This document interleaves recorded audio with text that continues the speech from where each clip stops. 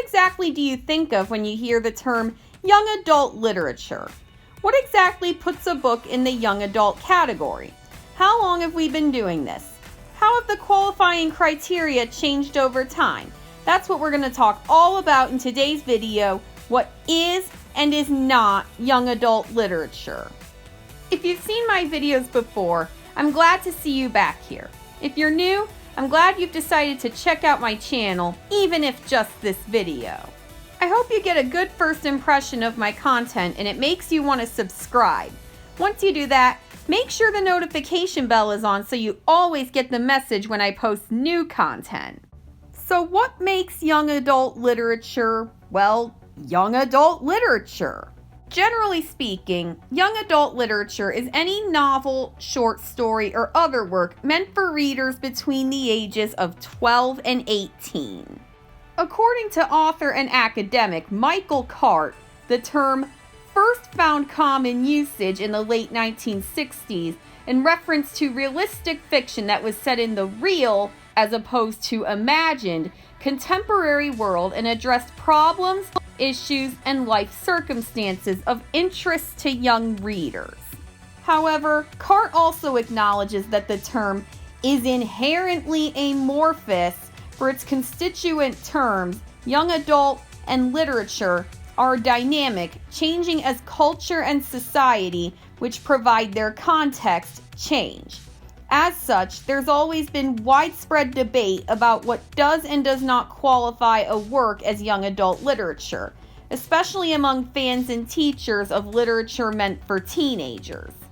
Although there's no true consensus, here are some common definitions that were given in Victor Malo-Huvera and Craig Hill's study, The Young Adult Canon, A Literary Solar System.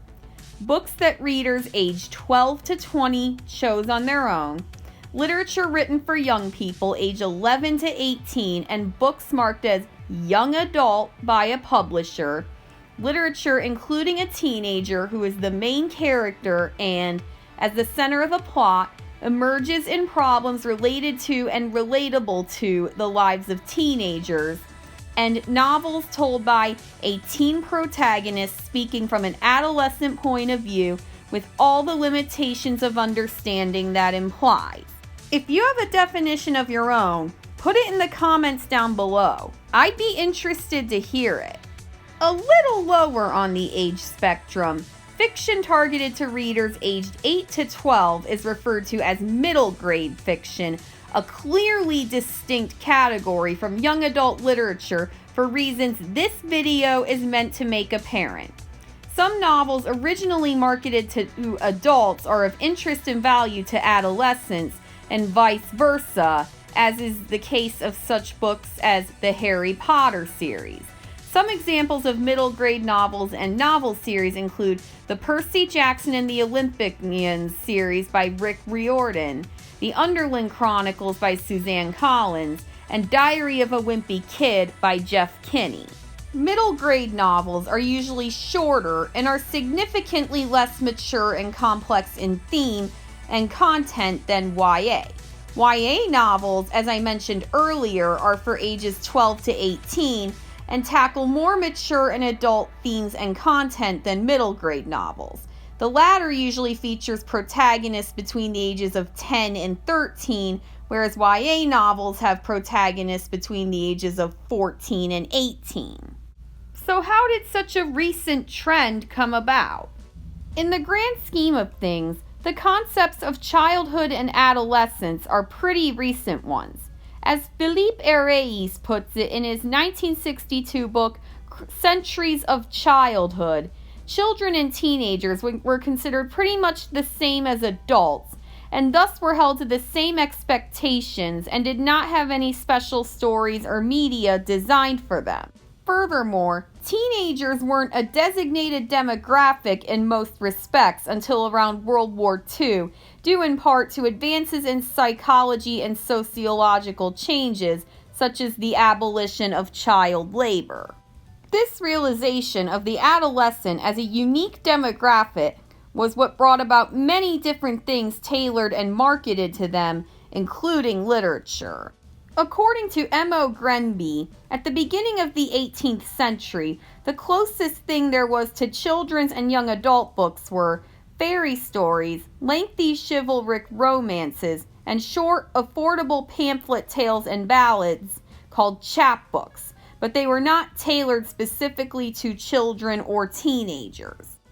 The works of great authors such as Daniel Defoe, Jane Austen, Charles Dickens, Lewis Carroll, Robert Louis Stevenson, and Mark Twain sometimes appealed to children and teens, but nothing about these things made an effort to relate specifically to them. In 1929, the New York Public Library began making an annual list of books for young people, which was sent to libraries across the country. In 1944, NYPL librarian Margaret Scoggin changed the name of her library journal column from Books for Older Boys and Girls to Books for Young Adult. Thus came the genre we know today as young adult literature. Some say that Laura Ingalls Wilder's Little House on the Prairie books, published in the 1930s and set in the 1870s, were an example of young adult literature before it was cool. Do you agree? Why or why not? Let me know in the comments below. If you've made it this far and you're actually paying attention, that should tell you that you might want to check out more content like this of mine and maybe even subscribe to my channel. Getting back on track, Maureen Daly's 1942 novel 17th Summer is sometimes called the first young adult novel.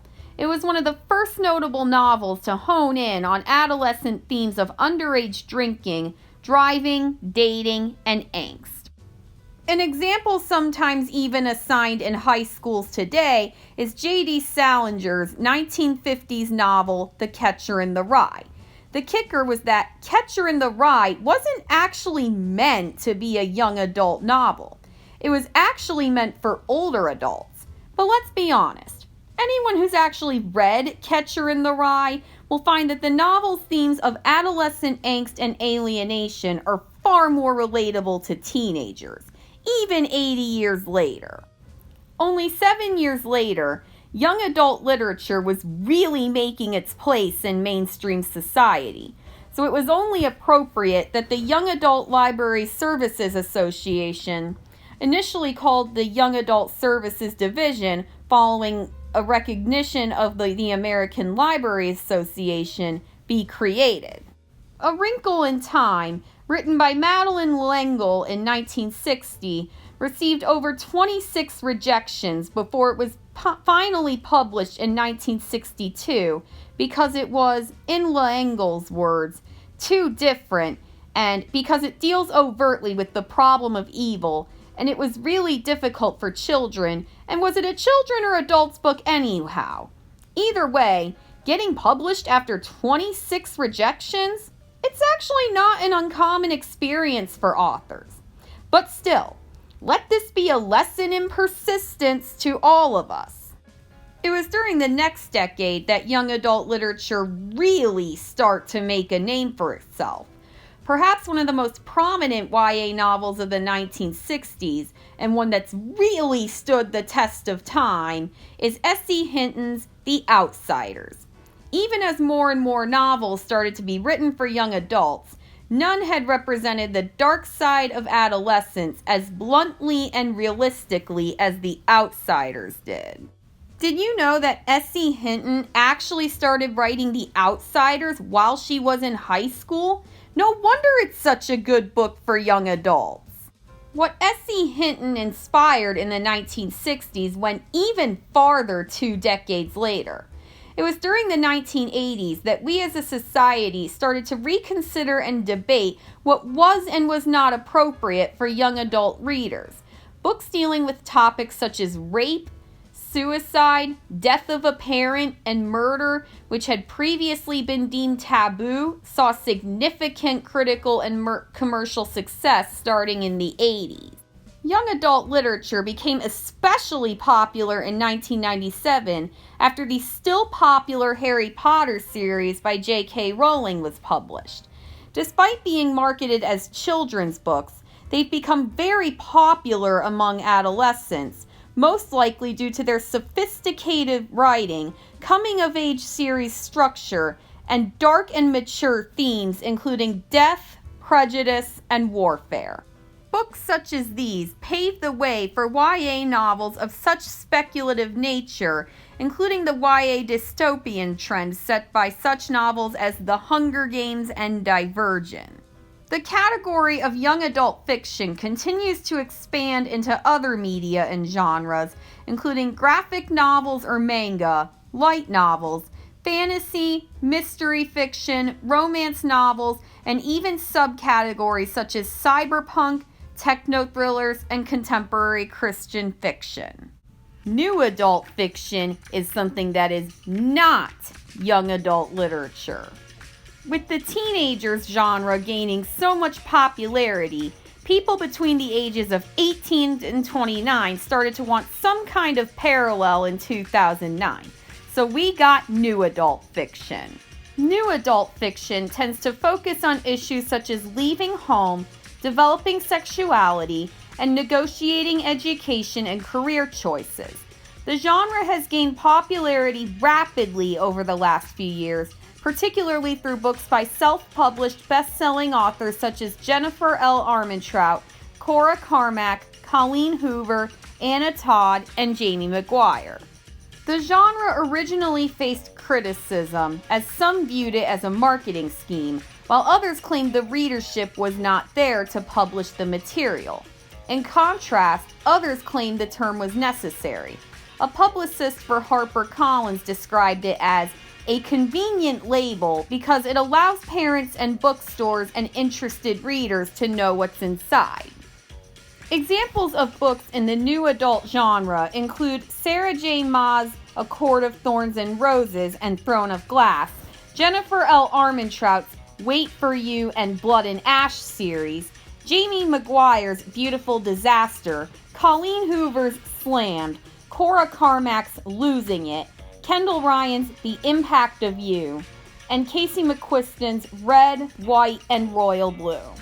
The chief features that distinguish the new adult fiction category from young adult literature are the perspective of the young protagonist and scope of the protagonist's life experience. Perspective is gained as childhood innocence fades and life experience is gained, which brings insight. It is this insight which is lacking in traditional young adult fiction. The other main differences are characters, ages, and the settings. YA does not usually include main characters over 18 or in college or beyond, but these characters are featured in new adult books. New adult books can best be described as the age category after young adult. Some common examples of issues dealt with in new adult fiction are first jobs, starting college, wedding engagements and marriage, starting new families, friendships post-high school, military enlistment, financial independence, living away from home for the first time, empowerment, loss of innocence, and fear of failure. The new adult category focuses heavily on life after an individual has become of legal age and how one deals with the new beginnings of adulthood. Now on to a subset of young adult literature. As its name implies, the problem novel is a subset of young adult literature which encompasses novels focusing and commenting on overarching social issues relevant to youth, such as poverty, drugs, and teen pregnancy. This type of novel is usually seen as originating in the 19th century, though there were precursors in the 18th century, like Amelia by Henry Fielding and Caleb Williams by William Godwin. Perhaps one of the best-known examples of a YA problem novel is S.E. Hinton's The Outsiders, which tackles themes of conflict between social classes, violence among youth, loss of innocence, and self-sacrifice. A more recent example of a YA problem novel would be The Perks of Being a Wallflower by Stephen Chbosky, a 1999 novel adapted into a 2012 film in which a high school freshman of that generation navigates issues of sexuality, drugs, and mental health. According to librarian Sheila Egoff, Problem novels resonate with teens these days for 3 reasons. 1, they depict real situations that the readers are experiencing and therefore they have therapeutic value. They are interesting, new, and foreign to those not experiencing these issues. And 3, they feature mature storylines which appeal to a child's desire to grow up. Let's talk about some of the reasons YA lit sometimes comes under fire. Because YA novels tackle so many hot-button topics such as suicide, drugs, sex, and political issues, they tend to stir up quite a bit of controversy. This goes double for books that include same-sex relationships and transgender and non-binary characters, something that's slowly becoming more and more common in recent years. YA novels that feature magical or fantasy elements, most notably the Harry Potter series, are frequently banned or challenged by religious activists for occult and satanic materials. On the opposite end, young adult literature has long been criticized for lacking diversity in characters and in authors. Back in the early days of YA literature, whether you personally consider that to be the late 1800s or in the years immediately following World War II, very few YA books, if any at all, featured a main character of color who was LGBT or disabled, and those that did often portrayed such people stereotypically. Even recently, in the UK, 90% of the best-selling YA titles from 2006 to 2016 featured white, able-bodied, cisgendered, and heterosexual protagonists. In the same country and time frame, only 8% of all young adult authors whose work was published were of color. But let's not give up hope. As of the late 2010s and early 2020s, diversity is increasing and improving in young adult literature. One survey showed that in 2017, a quarter of children's and young adult books were about minority protagonists, almost a 10% increase from 2016. But don't just look at the numbers. Walk into a Barnes & Noble or library, head to the YA section, and you'll find tons of books with main characters of every race and ethnicity under the sun, lots of books with LGBTQ characters, and books with protagonists with all kinds of disabilities. Not only that, if you actually read these books, you'll see that sensitivity and portrayal of these communities in YA Lit has come a really long way. One criticism of young adult literature comes from Professor Jack Zipes, which is that the standardized nature of young adult fiction in Western society. He writes that to become a phenomenon, a work has to conform to the standards set by the mass media and promoted by the culture industry in general. Professor Chris Crow argues that criticism of young adult fiction arises from the fear that the genre will replace classic works. He also suggests that because there is much poorly written young adult fiction, though that part's debated, and the genre's only recently been developed, it has difficulty in establishing its value in relation to the classics of literature. So what's been the overall impact of young adult literature? One of the best qualities of YA Lit is that it addresses the needs and interests of its readers so well. Teens and young adults are in transition, constantly evolving and searching for their sense of self. Their needs are not only physical, but emotional, intellectual, and societal. In fact, some would argue that YA literature is more responsive to these issues than the publishing industry at large. Many teens of color, indigenous teens, LGBT teens, teens living in poverty, or teens with disabilities first saw a character like themselves in a YA book. Furthermore, the authors themselves have become role models, also mirroring these teens in gender, race, and sexual orientation. Moreover, today's YA literature provides an opportunity for teens to read about characters unlike themselves, building their capacity for understanding, empathy, and compassion for others, especially when they use first-person narration, which forces a reader to relate to a character they otherwise wouldn't, when this type of narration uses language and sentiments similar to that which any human being in a certain time or place, regardless of who they are, would use. YA literature is especially impactful in a time of literacy crisis in the United States. Engaging teens through current young adult literature provides an important opportunity to shift the trajectory to learning to read at proficient levels and actually enjoying it. Today's YA Lit has the potential to draw in those reluctant and struggling readers to motivate them to pick up a book and to cultivate their love of reading. Now are we all a little more clear as to what can and cannot be considered young adult literature?